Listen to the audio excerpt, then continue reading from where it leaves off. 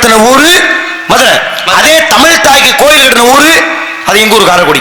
அப்ப ரெண்டு பேருக்கு ஒரு ஒற்றுமை இருக்கிறதா செய்யுது. அந்த முதல் சங்கத்துல முதல் நூலாக எதை கொடுப்பது என்ற கேள்வி எழுந்த பொழுது எம்பெருமான் முருகப்பெருமான இறங்கி வந்து அகத்தியர் எழுதிய அகத்தியம் என்ற முதல் தமிழ் இலக்கண நூலை அரங்கேற்ற செய்து வைத்தாரா.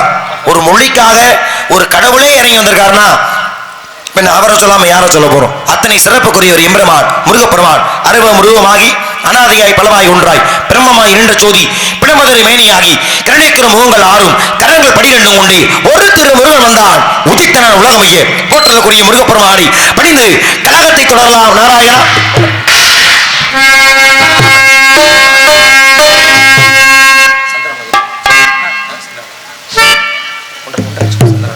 சந்தனம் மணக்குது கற்பூரம் ஜொலிக்குது. சந்தனம் மணக்குது கற்பூரம் ஜொலிக்குது. கருணகிரி கோவில் வந்தால் நன்மையெல்லாம் நடக்குது. கருணகிரி கோவில் வந்தால் நன்மையெல்லாம் நடக்குது. சந்தனம் மணக்குது கற்பூரம் ஜொலிக்குது. கருணகிரி கோவில் வந்தால் நன்மையெல்லாம் நடக்குது.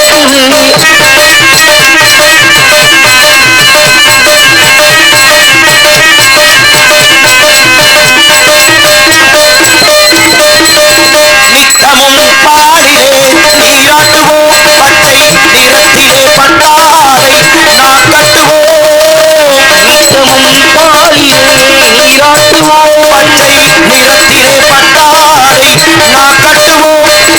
திருநீரில் தத்துவம் தருந்த என்போம் ஆயில் நிகழும் குங்குமத்தை அன்னை என்போம். திருநீரில் தத்துவம் தருந்த என்போம் ஆயில் நிகழும் குங்குமத்தை அன்னை என்போம்.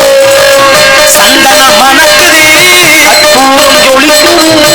கருணகிரி கோவில் வந்தால் நன்மையெல்லாம் நடக்குது.